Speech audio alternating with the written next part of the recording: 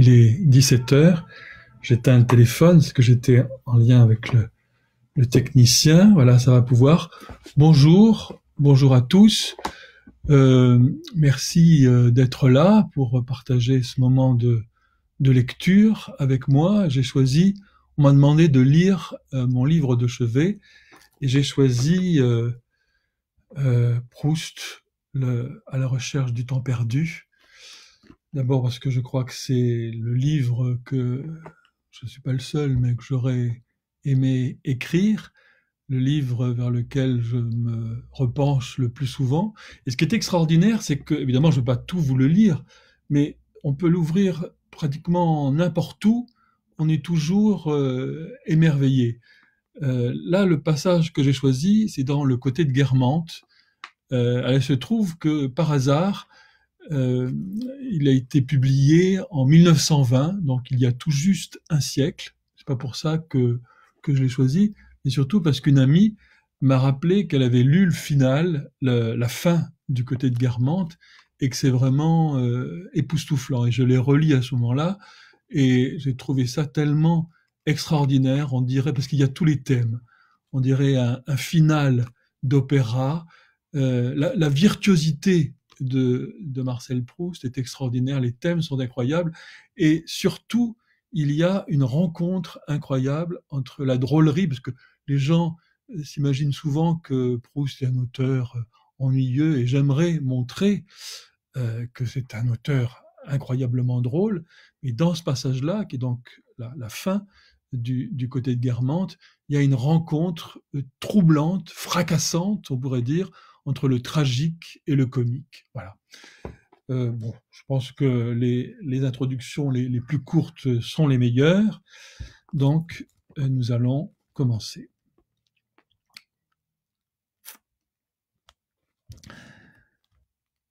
Ce fut le duc seul qui me reçut dans sa bibliothèque.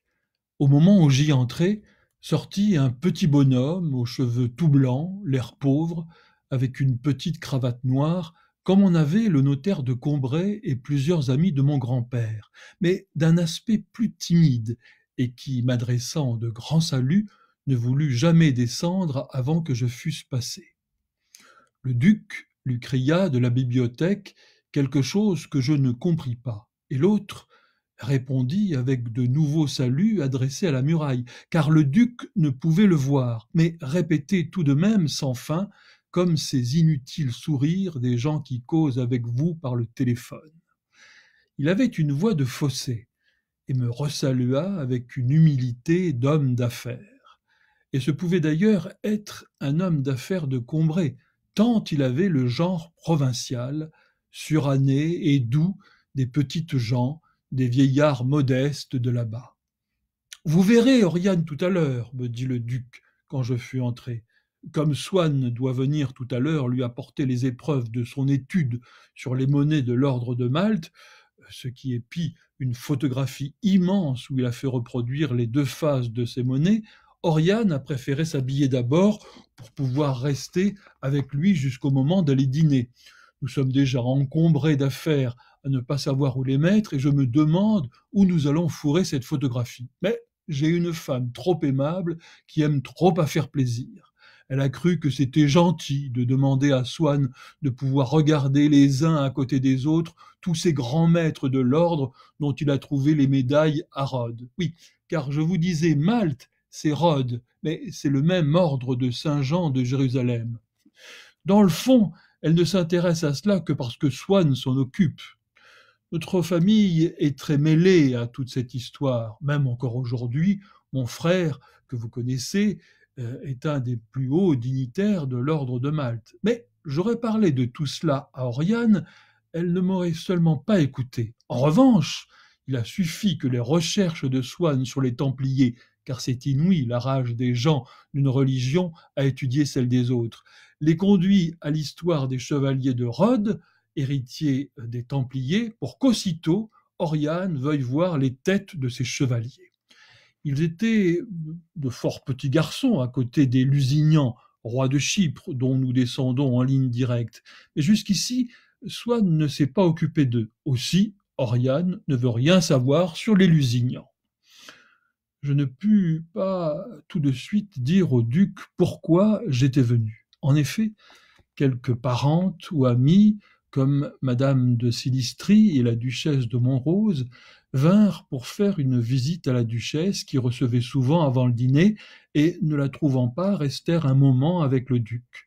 La première de ces dames, la princesse de Silistrie, habillée avec simplicité, sèche, mais l'air aimable, tenait à la main une canne. Je craignis d'abord qu'elle ne fût blessée ou infirme.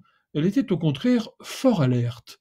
Elle parla avec tristesse au duc d'un cousin germain à lui, pas du côté Guermantes, mais plus brillant encore, s'il était possible, dont l'état de santé très atteint depuis quelque temps s'était subitement aggravé. Mais il était visible que le duc, tout en compatissant au sort de son cousin et en répétant « Pauvre Mama, c'est un si bon garçon », portait un diagnostic favorable.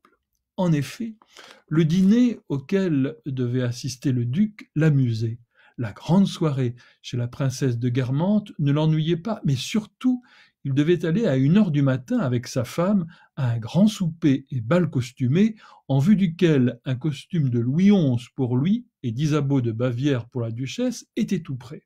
Et le duc entendait ne pas être troublé dans ses divertissements multiples par la souffrance du bon Amanien d'Osmond. 2 autres dames, porteuses de cannes, madame de Plassac et madame de Trêmes, toutes deux filles du comte de Bréquigny, vinrent ensuite faire visite à Bazin et déclarèrent que l'état du cousin Mama ne laissait plus d'espoir. Après avoir haussé les épaules et pour changer de conversation, le duc leur demanda si elles allaient le soir chez Marie-Gilbert. Elles répondirent que non, à cause de l'état d'Amanien qui était à toute extrémité, et même elles s'étaient décommandées du dîner où allait le duc et duquel elles lui énumérèrent les convives, le frère du roi Théodose, l'infante Marie-Conception, etc.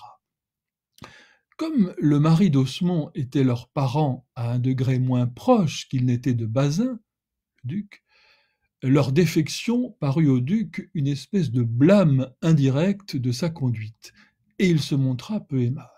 Aussi, bien que descendu des hauteurs de l'hôtel de Bréquigny pour voir la duchesse, ou plutôt pour lui annoncer le caractère alarmant et incompatible pour les parents avec les réunions mondaines de la maladie de leur cousin, ne restait-elle pas plus longtemps, et munis de leurs bâtons d'alpinistes, Valpurge et Dorothée, tels étaient les prénoms des 2 sœurs, reprirent-elles la route escarpée de leur fête. Je n'ai jamais pensé à demander aux Guermantes à quoi correspondaient ces cannes, si fréquentes dans un certain faubourg Saint-Germain. Peut-être, considérant toute la paroisse comme leur domaine et n'aimant pas prendre de fiacre, faisaient-elles de longues courses pour lesquelles quelque ancienne fracture due à l'usage immodéré de la chasse et aux chutes de cheval qu'il comporte souvent, ou simplement des rhumatismes provenant de l'humidité de la rive gauche et des vieux châteaux, leur rendaient la canne nécessaire. Peut-être n'était-elle pas partie dans le quartier en expédition si lointaine et seulement descendue dans leur jardin, peu éloigné de celui de la duchesse, pour faire la cueillette des fruits nécessaires aux compotes. Venait-elle, avant de rentrer chez soi, dire bonsoir à madame de Guermantes, chez laquelle elle n'allait pourtant pas jusqu'à apporter un sécateur ou un arrosoir. Le duc parut touché que je fusse venu chez eux le jour même de son retour, mais sa figure se rembrunit quand je lui eus dit que je venais demander à sa femme de s'informer si sa cousine m'avait réellement invité. Je venais d'effleurer une de ces sortes de services que monsieur et madame de Guermantes n'aimaient pas rendre. Le duc me dit qu'il était trop tard, que si la princesse ne m'avait pas envoyé d'invitation, il aurait l'air d'en demander une, que déjà ses cousins lui en avaient refusé une fois, et qu'il ne voulait plus, ni de près ni de loin, avoir l'air de se mêler de leur liste de s'immiscer, enfin, qu'il ne savait même pas si lui et sa femme, qui dînaient en ville, ne rentreraient pas aussitôt après chez eux, que dans ce cas, leur meilleure excuse de n'être pas allés à la soirée de la princesse était de lui cacher leur retour à Paris, que certainement, sans cela, il se serait au contraire empressé de le lui faire connaître en lui envoyant un mot ou un coup de téléphone à mon sujet. Et certainement trop tard, car, en toute hypothèse, les listes de la princesse étaient certainement closes. Vous n'êtes pas mal avec elle, me dit-il d'un air soupçonneux, les Guermantes craignant toujours de ne pas être au courant des dernières brouilles et qu'on ne cherchât à se raccommoder sur leur dos. Enfin, comme le duc avait l'habitude de prendre sur lui toutes les décisions qui pouvaient sembler peu aimables, tenez, mon petit, me dit-il tout à coup, comme si l'idée lui en venait brusquement à l'esprit. J'ai même envie de ne pas dire du tout à Oriane que vous m'avez parlé de cela. Vous savez comme elle est aimable. De plus, elle vous aime énormément. Elle voudrait envoyer chez sa cousine malgré tout ce que je pourrais lui dire, et si elle est fatiguée après dîner, il n'y aura plus d'excuses, elle sera forcée d'aller à la soirée. Non, décidément, je ne lui en dirai rien. Du reste, vous allez la voir tout à l'heure. Pas un mot de cela, je vous prie. Si vous vous décidez à aller à la soirée, je n'ai pas besoin de vous dire quelle joie nous aurons de passer la soirée avec vous. Les motifs d'humanité sont trop sacrés pour que celui devant qui on les invoque ne s'incline pas devant eux, qu'il les croit sincères ou non. Je ne voulus pas avoir l'air de mettre un instant en balance mon invitation et la fatigue possible de madame de Guermantes, et je promis de ne pas lui parler du but de ma visite, exactement comme si j'avais été dupe de la petite comédie que m'avait jouée monsieur de Guermantes. Je demandai au duc s'il croyait que j'avais la chance de voir chez la princesse madame de Stermaria. Oh, mais non, me dit-il d'un air de connaisseur, je sais le nom que vous dites pour le voir dans les annuaires des clubs. Ce n'est pas du tout le genre de monde qui va chez Gilbert. Non, vous ne verrez là-bas que des gens excessivement comme il faut et très ennuyeux, des duchesses portant des titres qu'on croyait éteints et qu'on a ressortis pour la circonstance. Tous les ambassadeurs, beaucoup de cobourgs, d'altesses étrangères, mais n'espérez pas l'ombre de Stermaria. Gilbert serait malade, même de votre supposition. Tenez, vous qui aimez la peinture, il faut que je vous montre un superbe tableau que j'ai acheté à mon cousin, en partie en échange des Elstir, que décidément nous n'aimions pas. On me l'a vendu pour un Philippe de Champagne. Mais moi, je crois que c'est encore plus grand. Voulez-vous m'approcher? Je crois que c'est un Vélasquez et de la plus belle époque, me dit le duc en me regardant dans les yeux, soit pour connaître mon impression, soit pour la croître. Un valet de pied entra. Madame la duchesse fait demander à monsieur le duc si monsieur le duc veut bien recevoir monsieur Swann, parce que madame la duchesse n'est pas encore prête. Faites entrer monsieur Swann, dit le duc après avoir regardé sa montre et vu qu'il avait lui-même quelques minutes encore avant d'aller s'habiller.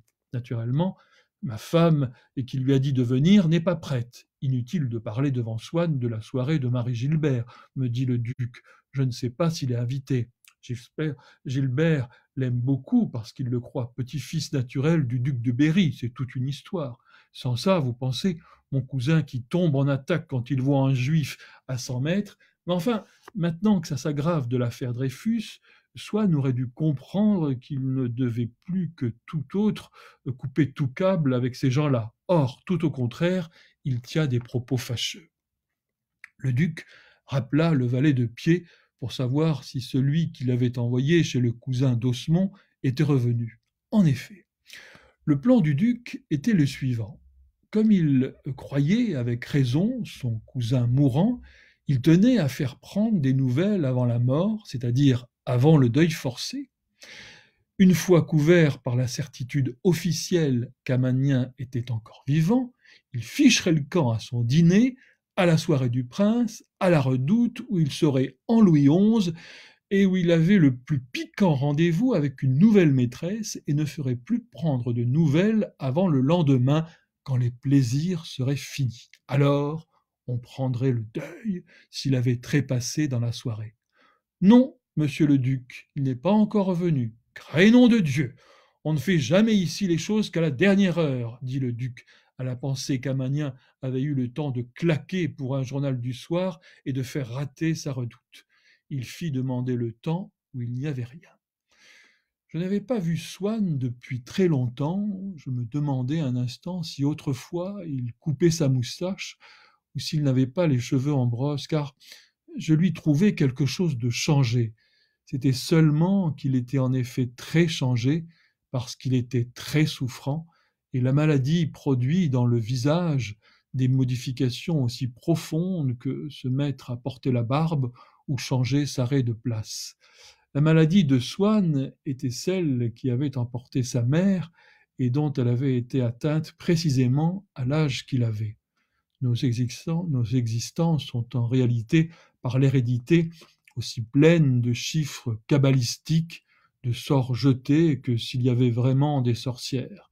Et comme il y a une certaine durée de la vie pour l'humanité en général, il y en a une pour les familles en particulier, c'est-à-dire dans les familles pour les membres qui se ressemblent.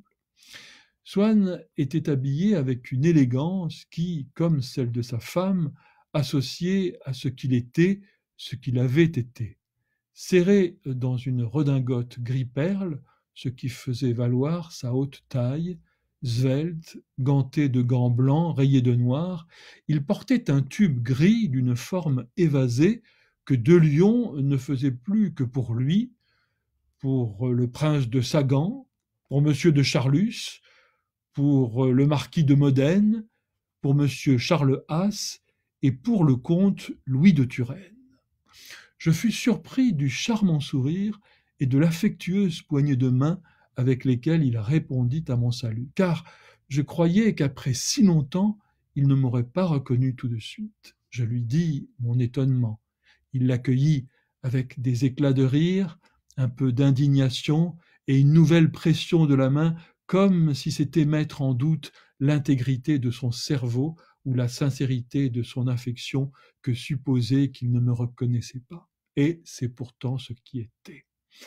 Il ne m'identifia, je l'ai su longtemps après, que quelques minutes plus tard, en entendant rappeler mon nom. Mais nul changement dans son visage, dans ses paroles, dans les choses qu'il me dit, ne trahirent la découverte qu'une parole de M. de Guermantes lui fit faire, tant il avait de maîtrise et de sûreté dans le jeu de la vie mondaine.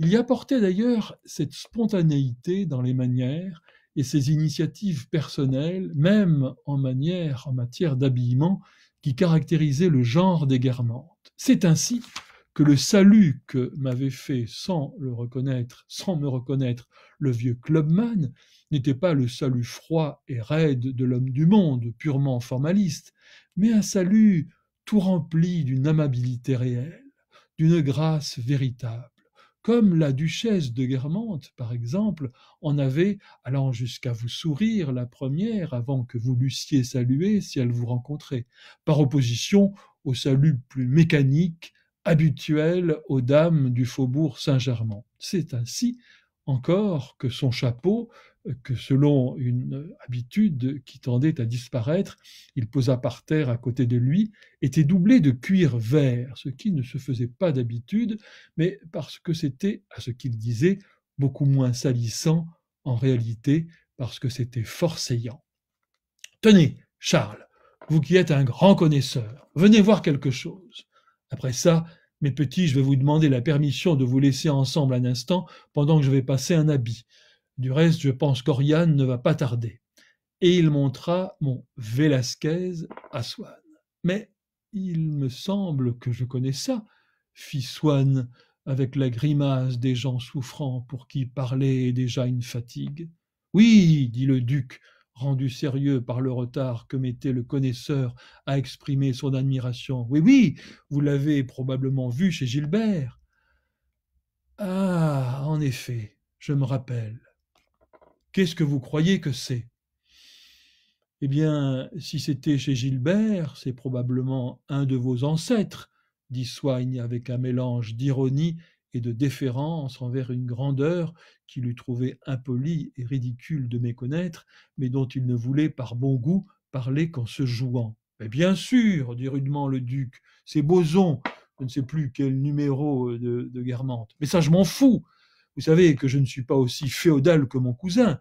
J'ai entendu prononcer le nom de Rigaud, de Mignard, et même de Vélasquez, dit le duc en attachant sur Swann un regard et d'inquisiteur et de tortionnaire pour tâcher à la fois de lire dans sa pensée et d'influencer sa réponse. Enfin, conclut-il, car quand on l'a mené à provoquer artificiellement une opinion qu'il désirait, il avait la faculté, au bout de quelques instants, de croire qu'elle avait été spontanément émise. Voyons, pas de flatterie. Croyez-vous que ce soit l'un des grands pontifes que je viens de dire? Non, dit Swann. Enfin, alors, moi, je n'y connais rien, ce n'est pas à moi de décider de qui est ce crouton-là, mais vous, un dilettante, un maître en la matière, à qui l'attribuez-vous? Swann hésita un instant devant cette toile que visiblement il trouvait affreuse. À la malveillance, répondit-il en riant au duc, lequel laissa échapper un mouvement de rage. Quand elle fut calmée, vous êtes bien gentils tous les deux, attendez Oriane un instant, je vais mettre ma queue de morue et je reviens. Je vais faire dire à ma bourgeoise que vous l'attendez tous les deux. Je causai un instant avec Swann de l'affaire Dreyfus, et je lui demandai comment il se faisait que tous les Guermantes fussent anti-Dreyfusards. D'abord parce qu'au fond, tous ces gens-là sont antisémites, répondit Swann, qui savait bien pourtant par expérience que certains ne l'étaient pas, mais qui, comme tous les gens qui ont une opinion ardente, aimaient mieux, pour expliquer que certaines personnes ne la partageassent pas, leur supposer une raison préconçue, un préjugé contre lequel il n'y avait rien à faire, plutôt que des raisons qui se laisseraient discuter. D'ailleurs, arrivé au terme prématuré de sa vie, comme une bête fatiguée qu'on harcèle, il exécrait ses persécutions et rentrait au bercail religieux de ses pères. Pour le prince de Guermantes, dis-je, il est vrai, on m'avait dit qu'il était antisémite. Oh, celui-là, je n'en parle même pas. C'est au point que, quand il était officier, ayant une rage de dents épouvantable, il a préféré rester à souffrir plutôt que de consulter le seul dentiste de la région qui était juif. Que, plus tard, il a laissé brûler une aile de son château où le feu avait pris parce qu'il aurait fallu demander des pompes au château voisin qui est au Rothschild. Est-ce que vous allez par hasard ce soir chez lui? Oui, me répondit-il, quoique je me trouve bien fatigué. Mais il m'a envoyé un pneumatique pour me prévenir qu'il avait quelque chose à me dire. Je sens que je serai trop souffrant ces jours-ci pour y aller ou pour le recevoir, cela m'agitera. J'aime mieux être débarrassé tout de suite de cela. Mais le duc de Guermantes n'est pas antisémite. Vous voyez bien que si, puisqu'il est anti-Dreyfusard, me répondit Swann, sans s'apercevoir qu'il faisait une pétition de principe. Cela n'empêche pas que je suis peiné d'avoir déçu cet homme. Que dis-je? Ce duc, en n'admirant pas son prétendu mignard, je ne sais quoi. Mais enfin, repris-je en revenant à l'affaire Dreyfus, la duchesse, elle, est intelligente. Oui, elle est charmante. À mon avis, du reste, elle a été encore davantage quand elle s'appelait encore la princesse des Laumes. Son esprit a pris quelque chose de plus anguleux. Tout cela était plus tendre dans la grande dame juvénile. Mais enfin, plus ou moins jeune, homme ou femme, qu'est-ce que vous voulez? Tous ces gens-là sont d'une autre race. On n'a pas impudemment 1000 ans de féodalité dans le sang. Naturellement, ils croient que cela n'est rien dans leur opinion. Mais Robert de Saint-Loup, pourtant, est Dreyfusard. Ah, tant mieux. D'autant plus que vous savez que sa mère est très contre. On m'avait dit qu'il l'était, mais je n'en étais pas sûr. Cela me fait grand plaisir. Cela ne m'étonne pas. Il est très intelligent. C'est beaucoup cela. Le dreyfusisme avait rendu Swann d'une naïveté extraordinaire et donné à sa façon de voir une impulsion, un déraillement plus notable encore que n'avait fait autrefois son mariage avec Odette. Ce nouveau déclassement eût été mieux appelé reclassement et n'était qu'honorable pour lui, puisqu'il le faisait rentrer dans la voie par laquelle étaient venus les siens et d'où l'avaient dévié ses fréquentations aristocratiques. Mais Swann, précisément au moment où, si lucide, il lui était donné, grâce aux données héritées de son ascendance, de voir une vérité encore cachée aux gens du monde, se montrait pourtant d'un aveuglement comique. Il remettait toutes ses admirations et tous ses dédains à l'épreuve d'un critérium nouveau, le dreyfusisme. Que l'antidreyfusisme de Madame Bontemps la lui fit trouver bête n'était pas plus étonnant que quand il s'était marié, il l'eût trouvée intelligente. Il n'était pas bien grave non plus que la vague nouvelle atteignît aussi en lui les jugements politiques et lui fit perdre le souvenir d'avoir traité d'homme d'argent, d'espion de l'Angleterre, c'était une absurdité du milieu Guermantes, Clémenceau, qu'il déclarait maintenant avoir tenu toujours pour une conscience, un homme de fer comme Cornélie. Non, je ne vous ai jamais dit autrement, vous confondez. Mais dépassant les jugements politiques, la vague renversait chez Swann les jugements littéraires et jusqu'à la façon de les exprimer. Barrès avait perdu tout talent, et même ses ouvrages de jeunesse étaient faiblards, pouvaient à peine se relire. Essayez, vous ne pourrez pas aller jusqu'au bout. Quelle différence avec Clémenceau. Personnellement, je ne suis pas anticlérical, mais comme à côté de lui on se rend compte que Barrès n'a pas d'os, c'est un très grand bonhomme que le père Clémenceau, comme il sait sa langue. D'ailleurs, les anti-Dreyfusards n'auraient pas été en droit de critiquer ses folies. Ils expliquaient qu'on fut dreyfusiste parce qu'on était d'origine juive. Si un catholique pratiquant comme Sagnette tenait aussi pour la révision, c'est qu'il était chambré par Madame Verdurin, laquelle agissait en farouche radicale. Elle était avant tout contre les calotins. Sagnette était plus bête que méchant et ne savait pas le tort que la patronne lui faisait. Que si l'on objectait que Brichot était tout aussi ami de Madame Verdurin et était membre de la patrie française, c'est qu'il était plus intelligent. Vous le voyez quelquefois, dis-je à Swann en parlant de Saint-Loup. C'est Swann qui boit un verre d'eau. Non, jamais. Il m'a écrit l'autre jour pour que je demande au duc de Mouchy et à quelques autres de voter pour lui au jockey, où il a du reste passé comme une lettre à la poste. Malgré l'affaire, on n'a pas soulevé la question. Du reste, je vous dirai que depuis tout ça, je ne mets plus les pieds dans cet endroit. Monsieur de Guermantes rentra, et bientôt, sa femme, toute prête, haute et superbe dans une robe de satin rouge dont la jupe était bordée de paillettes. Elle avait dans les cheveux une grande plume d'autruche, enfin qui est peut-être d'Autriche du reste, teinte de pourpre, et sur les épaules une écharpe de tulle du même rouge. Comme c'est bien de faire doubler son chapeau de verre, dit la duchesse, à qui rien n'échappait. D'ailleurs, en vous, Charles, tout est joli, aussi bien ce que vous portez que ce que vous dites, et ce que vous lisez et ce que vous faites. Swann, cependant, sans avoir l'air d'entendre, considérait la duchesse comme il eût fait d'une toile de maître, et chercha ensuite son regard en faisant avec la bouche la moue qui veut dire bigre. Madame de Guermantes éclata de rire. Ma toilette vous plaît, je suis ravi, mais je dois dire qu'elle ne me plaît pas beaucoup, continua-t-elle d'un air maussade. Mon Dieu, que c'est ennuyeux de s'habiller, de sortir quand on aimerait tant rester chez soi. Quel magnifique rubis!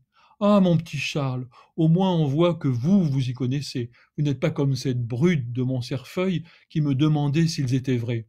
Je dois vous dire que j'en ai jamais vu d'aussi beaux. C'est un cadeau de la grande duchesse. Pour mon goût, ils sont un peu gros, un peu vert à Bordeaux plein jusqu'au bord, mais je les ai mis parce que nous verrons ce soir la grande duchesse chez Marie Gilbert, ajouta madame de Guermantes, sans se douter que cette affirmation détruisait celle du duc. Qu'est-ce qu'il y a chez la princesse demanda Swann. Presque rien, se hâta de répondre le duc, à qui la question de Swann avait fait croire qu'il n'était pas invité. Comment, Bazin? C'est-à-dire que tout le banc et l'arrière-banc sont convoqués. Ce sera une tuerie à s'assommer, ce qui sera joli, ajouta-t-elle en regardant Swann d'un air délicat, si l'orage qu'il y a dans l'air... Non, ce qu'il y a joli, ajouta-t-elle en regardant Swann d'un air délicat, si l'orage qu'il y a dans l'air n'éclate pas, ce sont ces merveilleux jardins. Vous les connaissez. J'ai été là-bas il y a 1 mois, au moment où les lilas étaient en fleurs. On ne peut pas se faire une idée de ce que ça pouvait être beau. Et puis, le jet d'eau, enfin, c'est vraiment Versailles dans Paris. Quel genre de femme est la princesse? Demandai-je. Vous savez déjà, puisque vous l'avez vue ici. qu'elle est belle comme le jour, qu'elle est aussi un peu idiote, très gentille malgré toute sa hauteur germanique, pleine de cœur et de gaffe. Swann était trop fin pour ne pas voir que madame de Guermantes cherchait en ce moment à faire de l'esprit Guermantes, sans grands frais, car elle ne faisait que resservir, sous une forme moins parfaite, d'anciens modèles. Néanmoins, pour prouver à la duchesse qu'il comprenait son intention d'être drôle, et comme si elle l'avait réellement été, il sourit d'un air un peu forcé, me causant par ce genre particulier d'insincérité la même gêne que j'avais autrefois à entendre mes parents parler avec M. Vinteuil de la corruption de certains milieux, alors qu'ils savaient très bien qu'était plus grande celle qui régnait à Montjouvin, ou simplement à entendre dans le monde le Grandin nuancer son débit pour des sots, choisir des épithètes délicates qu'il savait parfaitement ne pouvoir être comprises d'un public riche ou chic, mais illettré. Voyons, Oriane, qu'est-ce que vous dites? Dit monsieur de Guermantes. Marie bête, elle a tout lu, elle est musicienne comme le violon. Mais, mais mon pauvre petit Bazin, vous êtes un enfant qui vient de naître, comme si on ne pouvait pas être tout ça et un peu idiote. Idiote et du reste exagérée. Non, non, elle est nébuleuse, elle est Hesse, Darmstadt, Saint-Empire et Gnangnan. Rien que sa prononciation m'énerve. Mais je reconnais du reste que c'est une charmante loufoque. D'abord, cette seule idée d'être descendue de son trône allemand pour venir épouser bien bourgeoisement un simple particulier, il est vrai qu'elle l'a choisi. Enfin, c'est vrai, dit-elle en se tournant vers moi, ben oui, mais c'est vrai, vous ne connaissez pas Gilbert. Je vais vous en donner une idée. Il a autrefois pris le lit parce que j'avais mis une carte à madame Carnot. Mais mon petit Charles, dit la duchesse pour changer de conversation, voyant que l'histoire de sa carte à madame Carnot paraissait courroucer monsieur de Guermantes, vous savez bien que vous n'avez pas envoyé la photographie de nos chevaliers de Rhodes que j'aime par vous et avec qui j'ai si envie de faire connaissance. Le duc, cependant, n'avait pas cessé de regarder sa femme fixement. Oriane, il faudrait au moins raconter la vérité et ne pas en manger la moitié. Il faut dire, rectifia-t-il en s'adressant à Swann, que l'ambassadrice d'Angleterre de ce moment-là, qui était une très bonne femme, mais qui vivait un peu dans la lune et qui était coutumière de ce genre d'impair, avait eu l'idée assez baroque de nous inviter avec le président et sa femme. Nous avons été, même Oriane, assez surpris, d'autant plus que l'ambassadrice connaissait assez les mêmes personnes que nous pour ne pas nous inviter justement à une réunion aussi étrange. Il y avait un ministre qui a volé, enfin, je passe l'éponge, nous n'avions pas été prévenus, nous étions pris au piège, et il faut du reste reconnaître que tous ces gens ont été fort polis. Seulement, c'était déjà bien comme ça.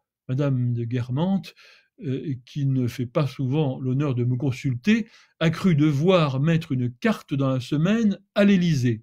Gilbert a peut-être été un peu loin en voyant là comme une tache sur notre nom. Mais il ne faut pas oublier que, politique mise à part, M. Carnot, qui du reste tenait très convenablement sa place, était le petit-fils d'un membre du tribunal révolutionnaire qui a fait périr en un jour 11 des nôtres. Alors, Bazin, pourquoi alliez-vous dîner toutes les semaines à Chantilly? Le duc d'Aumale n'était pas moins petit-fils d'un membre du tribunal révolutionnaire, avec cette différence que Carnot était un brave homme et Philippe Égalité une affreuse canaille. Je m'excuse d'interrompre pour vous dire que j'ai envoyé la photographie, dit Swann. Je ne comprends pas qu'on ne vous l'ait pas donnée. Ça ne m'étonne qu'à moitié, dit la duchesse. Mes domestiques ne me disent que ce qu'ils jugent à propos. Ils n'aiment probablement pas l'ordre de Saint-Jean. Et elle sonna. Vous savez, Oriane, que quand j'allais dîner à Chantilly, c'était sans enthousiasme.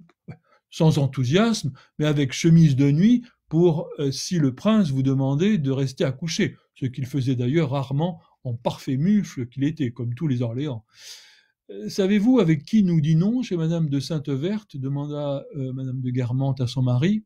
En dehors des convives que vous avez, il y aura invité de la dernière heure le frère du roi Théodose. À cette nouvelle, les traits de la duchesse respirèrent le contentement et ses paroles l'ennui. Ah mon Dieu, encore des princes. Oui, mais celui-là est gentil et intelligent, dit Swann. Mais tout de même pas complètement, répondit la duchesse, en ayant l'air de chercher ses mots pour donner plus de nouveauté à sa pensée. Avez-vous remarqué, parmi les princes, que les plus gentils ne le sont pas tout à fait? Mais si, je vous assure, il faut toujours qu'ils aient une opinion sur tout. Alors, comme ils n'en ont aucune, ils passent la première partie de leur vie à nous demander les nôtres et la seconde à nous les resservir. Il faut absolument qu'ils disent que ceci a été bien joué, que cela a été moins bien joué. Il n'y a aucune différence. Tenez, ce petit Théodose Cadet, je ne me rappelle pas son nom, m'a demandé comment ça s'appelait un motif d'orchestre. Je lui ai répondu, dit la duchesse, les yeux brillants et éclatant de rire de ses belles lèvres rouges. Ça s'appelle un motif d'orchestre. Eh bien, dans le fond, il n'était pas content. Ah, mon petit Charles, reprit madame de Guermantes d'un air languissant, ce que ça peut être ennuyeux de dîner en ville. Il y a des soirs où on aimerait mieux mourir. Il est vrai que de mourir, c'est peut-être tout aussi ennuyeux, puisqu'on ne sait pas ce que c'est. Un laquais parut.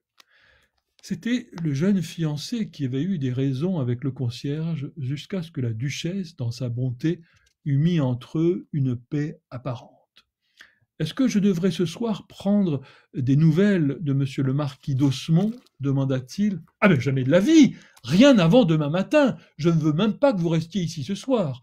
Son valet de pied que vous connaissez n'aurait qu'à venir vous donner des nouvelles et vous dire d'aller nous chercher. Sortez, allez vous voudrez, faites la noce, découchez, mais je ne veux pas de vous ici avant demain matin. Une joie immense déborda du visage du valet de pied.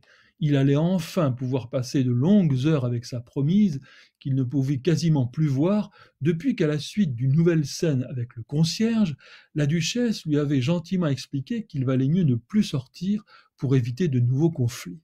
Il nageait à la pensée d'avoir enfin sa soirée libre dans un bonheur que la duchesse remarqua et comprit. Elle éprouva comme un serrement de cœur et une démangeaison de tous les membres à la vue de ce bonheur qu'on prenait à son insu et ce cachant d'elle, duquel elle était irritée et jalouse. Non, Bazin, qu'il reste ici, qu'il ne bouge pas de la maison, au contraire. Enfin, Oriane, c'est absurde. Tout votre monde est là. Vous aurez en plus à minuit l'habilleuse et le costumier pour votre redoute. Il ne peut servir à rien du tout. Et comme seul il est l'ami avec le valet de pied de Mama, j'aime 1000 fois mieux l'expédier loin d'ici. Écoutez, Bazin, laissez-moi. J'aurai justement quelque chose à lui faire dire dans la soirée. Je ne sais au juste à quelle heure. Ne bougez surtout pas d'ici d'une minute, dit-elle au valet de pied, désespéré. S'il y avait tout le temps des querelles, et si on restait peu chez la duchesse, la personne à qui il fallait attribuer cette guerre constante était bien inamovible, mais ce n'était pas le concierge. Sans doute pour le gros ouvrage, pour les martyrs plus fatigants à infliger, pour les querelles qui finissent par les coups, la duchesse lui en confiait les lourds instruments. D'ailleurs, jouait-il son rôle sans soupçonner qu'on le lui eût confié? Comme les domestiques, il admirait la bonté de la duchesse, et les valets de pied peu clairvoyants venaient après leur départ revoir souvent Françoise en disant que la maison du duc aurait été la meilleure place de Paris s'il n'y avait pas eu la loge. La duchesse jouait de la loge comme on joua longtemps du cléricalisme, de la franc-maçonnerie, du péril juif, etc. Un valet de pied entra. Pourquoi n'en m'a-t-on pas monté le paquet que M. Swann a fait porter? Et à ce propos, vous savez que Mama est très malade, Charles. Jules, qui était allé prendre des nouvelles de M. le marquis d'Osmond, est-il revenu? Il arrive à l'instant, monsieur le duc. On s'attend d'un moment à l'autre à ce que monsieur le marquis ne passe. Ah! Il est vivant! S'écria le duc avec un soupir de soulagement. On s'attend, Satan vous-même, tant qu'il y a de la vie, il y a de l'espoir, nous dit le duc d'un air joyeux. On me le peignait déjà comme mort et enterré. Dans 8 jours, il sera plus gaillard que moi. Ce sont les médecins qui ont dit qu'il ne passerait pas la soirée. L'un voulait revenir dans la nuit, leur chef a dit que c'était inutile, monsieur le marquis devrait être mort. il n'a survécu que grâce à des lavements d'huile camphrée. « Mais taisez-vous, espèce d'idiot !» cria le duc au comble de la colère. « Qu'est-ce qui vous demande tout ça? Vous n'avez rien compris à ce qu'on vous a dit ?»« Mais ce n'est pas à moi, c'est à Jules. »« Allez-vous vous taire ?» hurla le duc. Et se tournant vers Swann, « Quel bonheur qu'il soit vivant! Il va reprendre des forces peu à peu. Il est vivant après une crise pareille. C'est déjà une excellente chose. On ne peut pas tout demander à la fois. Ça ne doit pas être désagréable. Un petit lavement d'huile camphrée, dit le duc, se frottant les mains. Il est vivant. Qu'est-ce qu'on veut de plus? Après avoir passé par où il a passé, c'est déjà bien beau. Il est même à envier d'avoir un tempérament pareil. Ah, les malades! On a pour eux des petits soins qu'on ne prend pas pour nous. Il y a ce matin un bougre de cuisinier qui m'a fait un gigot à la sauce béarnaise réussi à merveille, je le reconnais, mais justement à cause de cela, j'en ai tant pris que je l'ai encore sur l'estomac. Ça ne m'empêche qu'on ne viendra pas prendre de mes nouvelles comme de mon cher Amanien.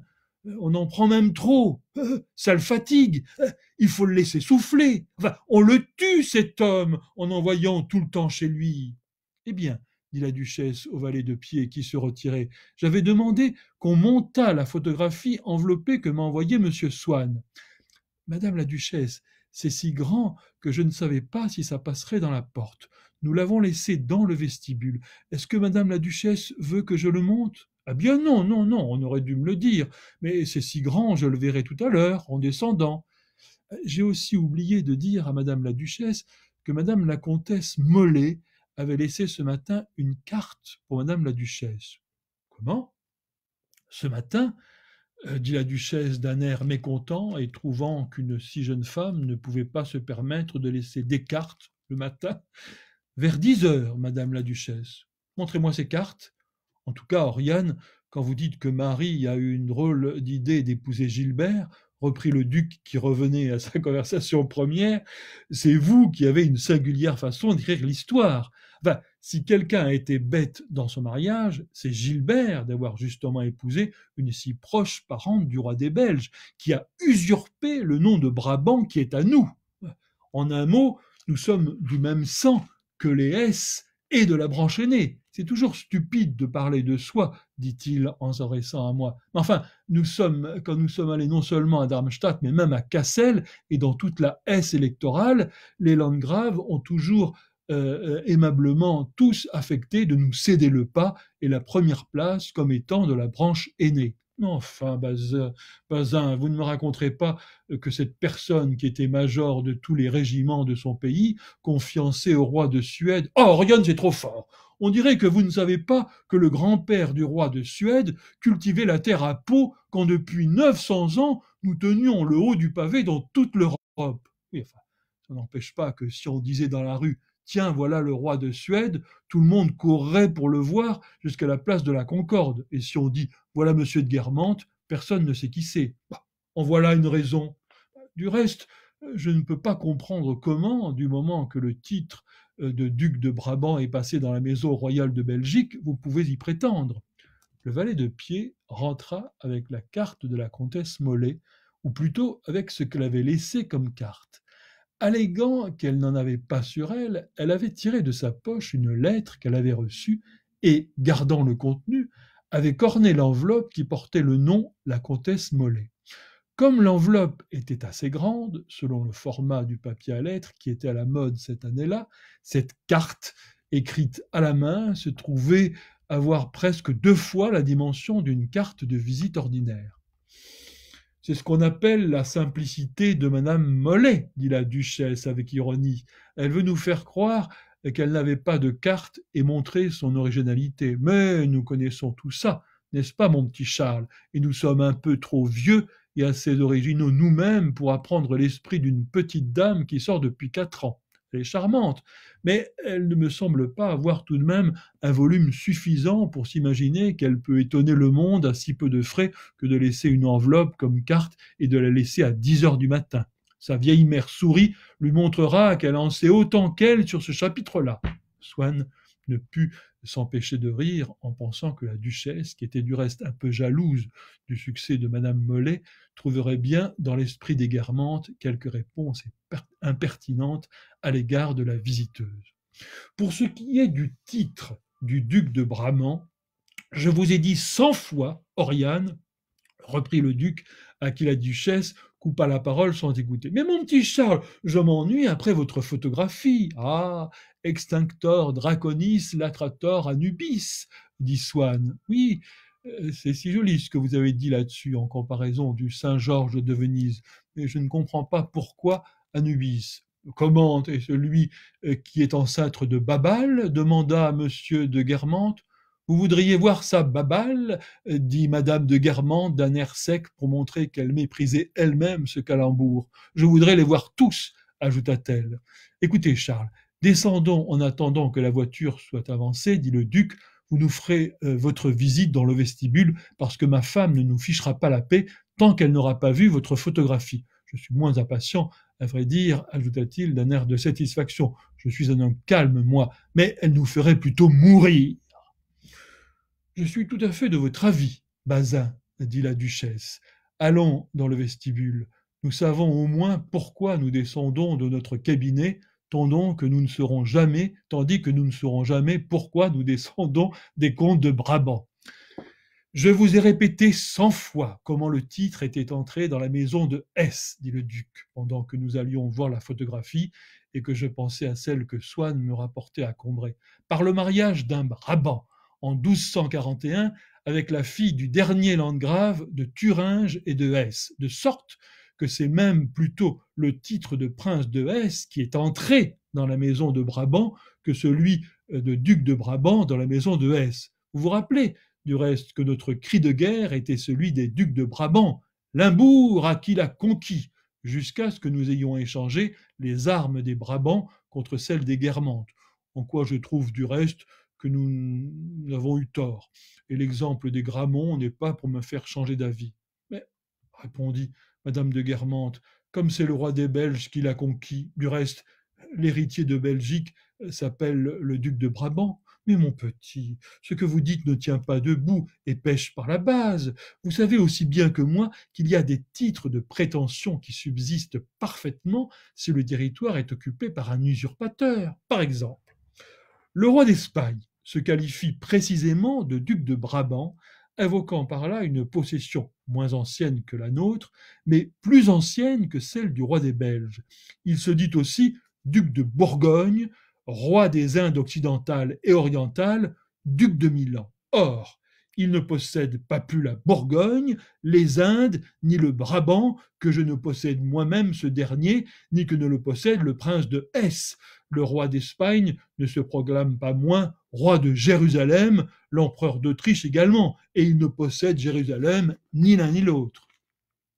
Il s'arrêta un instant, gêné que le nom de Jérusalem ait pu embarrasser Swann à cause des affaires en cours, mais n'en continua que plus vite. Ce que vous dites là, vous pouvez le dire de tout. Nous avons été ducs d'Aumale, duché qui a passé aussi régulièrement dans la maison de France que Joinville et que Chevreuse dans la maison d'Albert. Nous n'élevons pas plus de revendications sur ces titres que sur celui de marquis de Noirmoutier, qui fut nôtre et qui devint fort régulièrement l'apanage de la maison de la Trémouille. Mais de ce que certaines cessions sont valables, il ne s'ensuit pas qu'elles le soient toutes. Par exemple, dit-il en se tournant vers moi, le fils de ma belle-sœur porte le titre de prince d'Agrigente, qui nous vient de Jeanne la Folle, comme au La Trémouille celui du prince de Tarente. Or, Napoléon a donné ce titre de Tarente à un soldat qui pouvait d'ailleurs être un fort bon troupier, mais en cela l'empereur a disposé de ce qui ne lui appartenait encore moins que Napoléon III en faisant un duc de Montmorency, puisque Périgord avait au moins pour mère une Montmorency, tandis que le Tarente de Napoléon Ier n'avait de Tarente que la volonté de Napoléon qu'il le fût. Cela n'a pas empêché chez Destange, faisant allusion à votre oncle Condé, de demander au procureur impérial s'il avait été ramassé le titre de duc de Montmorency dans les fossés de Vincennes. Écoutez, Bazin, je ne demande pas mieux que de vous suivre dans les fossés de Vincennes et même à Tarente. Et à ce propos, mon petit Charles, c'est justement ce que je voulais vous dire pendant que vous me parliez de votre Saint-Georges de Venise. C'est que nous avons l'intention, Bazin et moi, de passer le printemps prochain en Italie et en Sicile.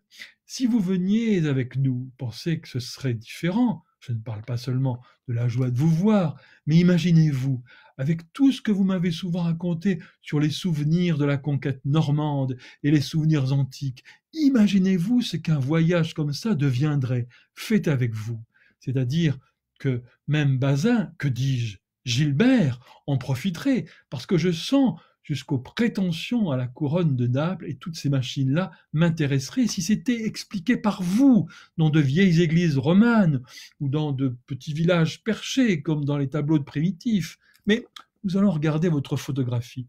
Défaites l'enveloppe, dit la duchesse à un valet de pied. Mais Oriane, pas ce soir, vous regarderez cela demain, implora le duc, qui m'avait déjà adressé des signes d'épouvante en voyant l'immensité de la photographie. Mais ça m'amuse de voir cela avec Charles, dit la duchesse, avec un sourire à la fois facticement concupiscent et finement psychologique, car dans son désir d'être aimable pour Swann, elle parlait du désir qu'elle aurait à regarder cette photographie comme de celui qu'un malade sent qu'il aurait à manger une orange, ou comme si elle avait à la fois combiné une escapade avec des amis et renseigné un biographe sur des goûts flatteurs pour elle.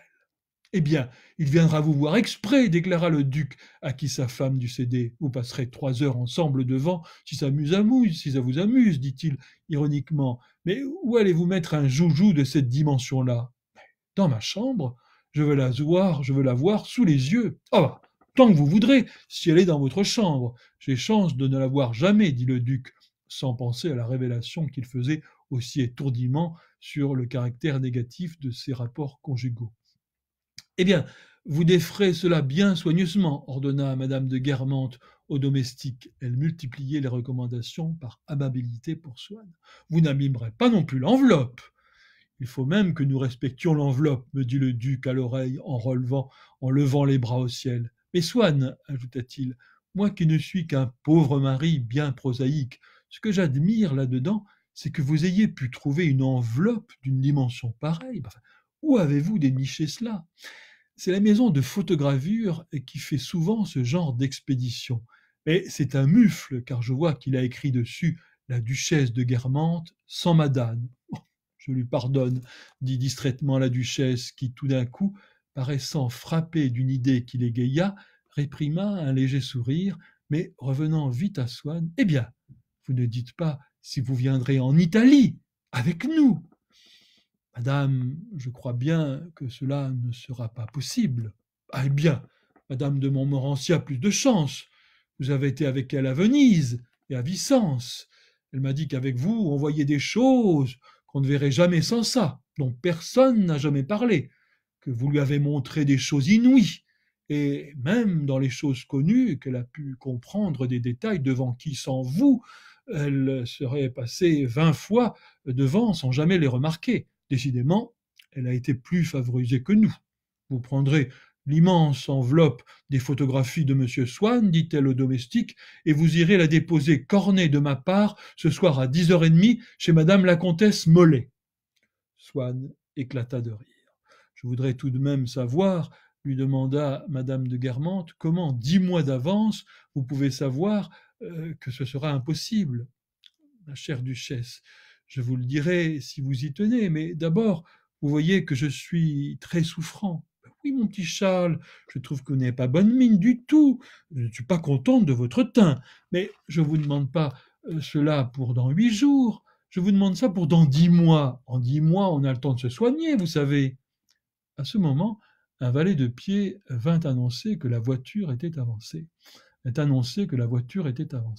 Allons, Oriane, à cheval, dit le duc qui piaffait déjà d'impatience depuis un moment, comme s'il avait été lui-même un des chevaux qui attendaient. Eh bien, en un mot, la raison qui vous empêchera de venir en Italie, questionna la duchesse en se levant pour prendre congé de nous.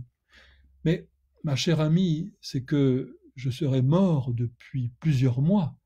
D'après les médecins que j'ai consultés à la fin de l'année, le mal que j'ai, et qui peut du reste m'emporter tout de suite, ne me laissera pas, en tous les cas, plus de 3 ou 4 mois à vivre. Et encore, c'est un grand maximum, répondit Swann en souriant, tandis que le valet de pied ouvrait la porte vitrée du vestibule pour laisser passer la duchesse. « Qu'est-ce que vous me dites là ?» s'écria la duchesse en s'arrêtant une seconde dans sa marche vers la voiture et en levant ses beaux yeux bleus et mélancoliques, mais pleins d'incertitude. Placée pour la première fois de sa vie entre deux devoirs aussi différents que monter dans sa voiture pour aller dîner en ville et témoigner de la pitié à un homme qui va mourir, elle ne voyait rien dans le code des convenances qui indiqua la jurisprudence à suivre, et, ne sachant auquel donner la préférence, elle crut devoir faire semblant de ne pas croire que la seconde alternative eût à se poser, de façon à obéir à la première qui demandait en ce moment moins d'efforts, et pensa que la meilleure manière de résoudre le conflit était de le nier. « Vous voulez plaisanter » dit-elle à Swann. « Ce serait une plaisanterie d'un goût charmant, » répondit ironiquement Swann. « Je ne sais pas pourquoi je vous dis cela, je ne vous ai pas parlé de ma maladie jusqu'ici, mais comme vous me l'avez demandé, et que maintenant je peux mourir d'un jour à l'autre, mais enfin surtout, je ne veux pas que vous retardiez. Vous dînez en ville, ajouta-t-il, parce qu'il savait que pour les autres, leurs propres obligations mondaines priment la mort d'un ami, et qu'il se mettait à leur place grâce à sa politesse. Mais celle de la duchesse lui permettait aussi d'apercevoir confusément que le dîner où elle allait devait moins compter pour Swann que sa propre mort. Aussi, tout en continuant son chemin vers la voiture, baissa-t-elle les épaules en disant « Ne vous occupez pas de ce dîner, il n'a aucune importance. » Mais ces mots mirent de mauvaise humeur le duc qui s'écria « Voyons, Oriane, ne restez pas à bavarder comme cela et à échanger vos jérémiades avec Swann. Vous savez bien pourtant que madame de Sainte-Verte tient à ce qu'on se mette à table à 8 heures tapant. Enfin, il faut savoir ce que vous voulez. Voilà bien 5 minutes que vos chevaux attendent. Je vous demande pardon, Charles, dit-il en se tournant vers Swann. Enfin, il est 8 heures moins 10. Oriane est toujours en retard. Il nous faut plus de 5 minutes pour aller chez la mère Sainte-Verte. » Madame de Guermantes s'avança décidément vers la voiture et redit un dernier adieu à Swann. « Vous savez, nous reparlerons de cela. Je ne crois pas un mot de ce que vous dites, mais il faut en parler ensemble. On vous aura bêtement effrayé. Venez déjeuner le jour que vous voudrez. » Pour madame de Guermantes, tout se résolvait toujours en déjeuner. Vous me direz votre jour et votre heure. Et, relevant sa jupe rouge, elle posa son pied sur le marchepied. Elle allait entrer en voiture quand, voyant ce pied, le duc s'écria d'une voix terrible « Oriane, qu'est-ce que vous alliez faire, malheureuse? Vous avez gardé vos souliers noirs, avec une toilette rouge. Mais remontez vite mettre vos souliers rouges, ou bien, dit-il au valet de pied, dites tout de suite à la femme de chambre de madame la duchesse de descendre des souliers rouges. » « Mon ami, répondit doucement la duchesse, gênée de voir que Swann, qui sortait avec moi, mais avait voulu laisser passer la voiture devant nous, avait entendu « Puisque nous sommes en retard. »« Mais non, nous avons tout le temps. Il est que moins 10. Nous ne mettrons pas 10 minutes pour aller au parc Monceau. Et puis enfin, qu'est-ce que vous voulez? Il serait 8h30. Ils patienteront. Vous ne pouvez pas aller, vous pouvez pas y aller avec une robe rouge et des souliers noirs. D'ailleurs, nous ne serons pas les derniers. Allez, il y aura les Sassenage, vous savez qu'ils n'arrivent jamais avant 9h moins 20. » La duchesse remonta dans sa chambre. « nous dit M. de Guermantes, les pauvres maris, on se moque bien d'eux, mais ils ont du bon tout de même. Sans moi, Oriane allait dîner en souliers noirs. »« Ce n'est pas laid, dit Swann, et j'avais remarqué les souliers noirs qui ne m'avaient nullement choqué. »« Je ne vous dis pas, répondit le duc. C'est plus élégant qu'ils soient de la même couleur que la robe. Et puis, soyez tranquille, elle n'aurait pas été plus tôt arrivée qu'elle s'en serait aperçue, et c'est moi qui aurais été obligé de venir chercher les souliers. J'aurais dîné à 9h. Adieu, mes petits-enfants, dit-il en nous repoussant doucement. Allez-vous-en avant qu'Oriane ne redescende. Ce n'est pas qu'elle n'aime vous voir tous les deux, au contraire, c'est qu'elle aime trop vous voir. Si elle vous trouve encore là, elle va se remettre à parler, elle est déjà très fatiguée, elle arrivera au dîner morte. Morte. Et puis, je vous avouerai franchement que moi, je meurs de faim. J'ai très mal déjeuné ce matin en descendant de train. Il y avait bien une sacrée sauce béarnaise, mais malgré cela, je ne serais pas fâché du tout, mais alors du tout, de me mettre à table. 8h moins 5. Ah, les femmes, Elle va nous faire mal à l'estomac à tous les deux. Elle est bien moins solide qu'on ne croit. Le duc n'était nullement gêné de parler des malaises de sa femme et des siens à un mourant, car les premiers l'intéressent davantage. Les premiers l'intéressant davantage lui apparaissaient plus importants. Aussi fut-ce seulement par bonne éducation et gaillardise qu'après nous avoir inconduits gentiment, il cria à la cantonade et d'une voix de stentor de la porte à Swann, qui était déjà dans la cour: et puis vous, ne vous laissez pas frapper par ces bêtises des médecins, que diable, ce sont des ânes, vous vous portez comme le Pont-Neuf, vous nous enterrerez tous. Et voilà la fin. Vous voyez que c'est, je pense à ceux qui n'ont jamais lu Proust et qui disent, mais c'est si drôle, dès demain, je vais commencer à mettre à profit ce confinement pour lire À la recherche du temps perdu et à le relire. C'est incroyable comme il insiste comme il joue sur la mort. C'est incroyable sur l'expression mort de rire. D'ailleurs, on est mort de rire en lisant comme va l'être. Enfin, c'est incroyable. Ce passage incroyable, vraiment une composition. Mais je vais m'arrêter d'en parler parce que je ne ferai que l'affaiblir. Et vraiment, c'est un texte absolument magnifique. Donc j'espère que vous avez pris le même plaisir que moi, et puis pardon d'avoir buté un peu sur les mots, mais dans l'enthousiasme, voilà, j'étais un peu... Voilà, bon, eh bien écoutez, je pense que nous allons prendre congé. Je vous dis merci, je vous dis bon confinement à toutes et à tous, et surtout, à bientôt. Hop.